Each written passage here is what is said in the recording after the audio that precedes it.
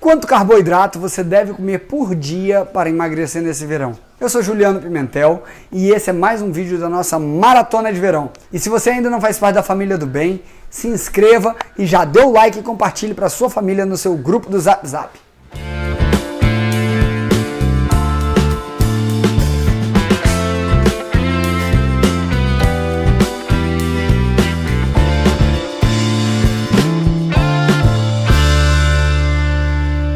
Para quem ainda não sabe, as diretrizes dietéticas oficiais recomendam que os carboidratos forneçam entre 45% a 65% da sua ingesta calórica diária. Ou seja, se você comer 2.000 calorias por dia, isso significa que você deve comer entre 225 a 325 gramas de carboidrato por dia. Porém, comer menos do que 150 gramas de carboidrato por dia é muito melhor para perda de peso.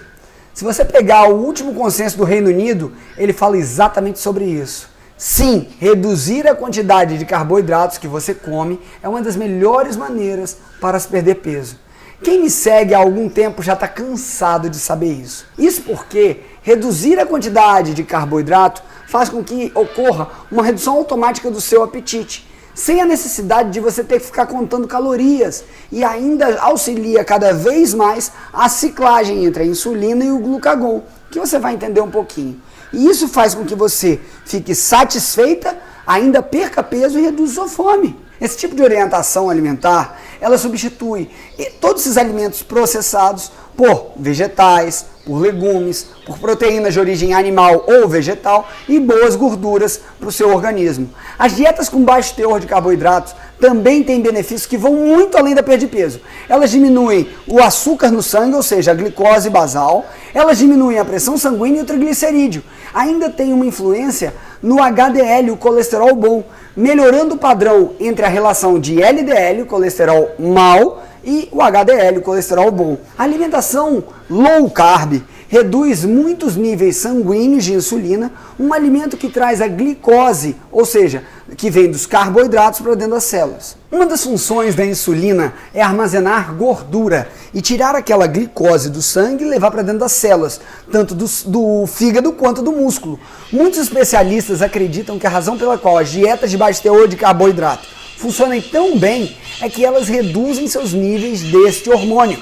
Ou seja, diminui a sua resistência e o nível basal de insulina no seu corpo. Uma outra coisa que a insulina faz é dizer aos rins para armazenar sódio, ou seja, uma outra coisa que faz você inchar. Esta é a principal razão por quais as dietas altas em carboidrato causam excesso de retenção de líquido. E um outro motivo além desse é que o glicogênio armazenado no músculo, para cada molécula de glicogênio, ele puxa 3 de água. Quando você corta os carboidratos e reduz a insulina, os seus rins começam a eliminar o excesso de sódio, eliminar o excesso de líquido, e aí você se sente muito melhor. É muito comum que as pessoas percam peso vindos da água, ou seja, uma desidratação numa dieta inicialmente, principalmente nos 3 dias iniciais. Isso tudo parece muito bom, mas afinal, o carboidrato você deve comer ou não para perder peso? Você deve sim reduzir, não precisa de excluir, e é virtualmente impossível excluir o carboidrato como um todo. Uma coisa muito importante é que você não deve passar de 150 gramas de carboidrato por dia dentro desse tipo de dieta que eu estou te explicando, dentro desse tipo de padrão alimentar, tá?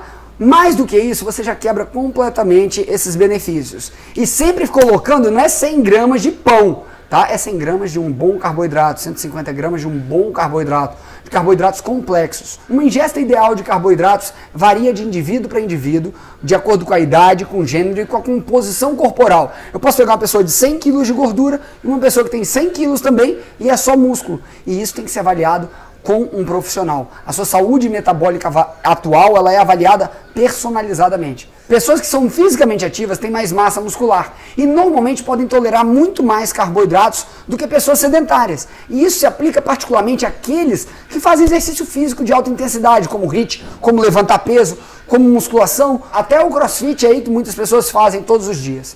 A saúde metabólica também é um fator muito importante. E quando as pessoas sofrem com síndrome metabólica, que envolve várias coisas, inclusive aquela pessoa que está aqui, ó, de ladinho assim, e do nada, ó, e fica aquela pancinha de chope, do nada, essa pancinha de chope barriga dura, sabe o que acontece com isso? Essa pancinha de chope e barriga dura se chama gordura visceral e é uma gordura que mata. As pessoas que se enquadram nessa categoria não toleram a mesma quantidade de carboidrato que os outros e precisam drasticamente mudar e buscar um profissional para rever seu estilo de vida e buscar cada vez mais entender sobre o processo de emagrecimento e sobre como o seu dia a dia está influenciando na sua vida. Agora eu vou te explicar uma maneira muito simples de como você decidir a sua ingesta diária de carboidrato.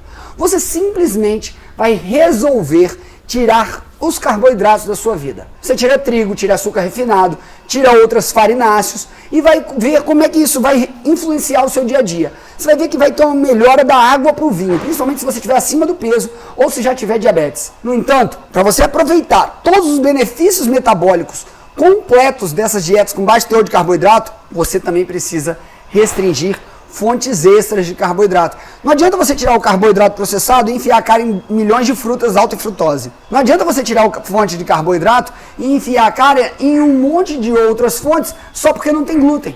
Embora não exista um documento científico que explique exatamente como combinar a ingesta de carboidratos com as necessidades individuais que cada pessoa tem, de acordo com os últimos documentos científicos colocados até no Reino Unido como um novo consenso para combate à obesidade, a média ficou de 100 a 150 gramas de carboidrato por dia, e quando se fala isso, de carboidratos saudáveis. Se você quiser contar isso, busque um profissional para fazer essa medição para você. Este é o consumo de carboidratos moderado, e ainda existe abaixo de 75 gramas para aquelas pessoas que são diabéticas. É muito apropriado para pessoas magras, ativas e simplesmente que buscam se manter saudável em seu peso. Ou seja, hoje existe aquela outro lado da moeda. Antigamente se preconizava ver toda a energia pelo carboidrato. Agora a gente busca energia por várias fontes de macronutrientes. E com o seu corpo funcionando bem, isso é plenamente possível. É muito possível perder peso nessa quantidade reduzida de carboidratos. Mas pode exigir de você um pouco mais de caloria em outros macronutrientes. Ou que você diminua as porções como um todo. Agora eu vou falar sobre os carboidratos que você pode comer dentro daquela faixa de 100 a 150 gramas. Todos os vegetais que você pode imaginar entram aí. Vários pedaços de fruta ao dia, quantidades moderadas de amidos saudáveis, como batata e batata doce. De 50 a 100 gramas seria uma boa faixa aí desses alimentos. Essa gama de alimentos que você mantém dentro dessa faixa é excelente se você quiser perder peso sem muito esforço. E também permitindo um pouco de carboidrato na sua dieta. E é uma ótima forma de manter o peso se você já está com um nível bom de peso, de metabolismo do carboidrato. Se você tem diabetes ou está muito acima do peso, em média 50 gramas de carboidrato ou menos de 75 é o ideal pelo consenso do Reino Unido. E aí a gente precisa de entender que quando a gente faz essa abordagem, a perda de peso fica automática. Tenha total noção que uma dieta baixa em carboidrato não é uma dieta sem carboidrato. Há espaço ainda para muitos vegetais com baixo teor de carboidrato, uma alimentação saudável. Eu explico isso dentro do VSG também, que é uma dieta que é diferente da low carb, é uma dieta VSG.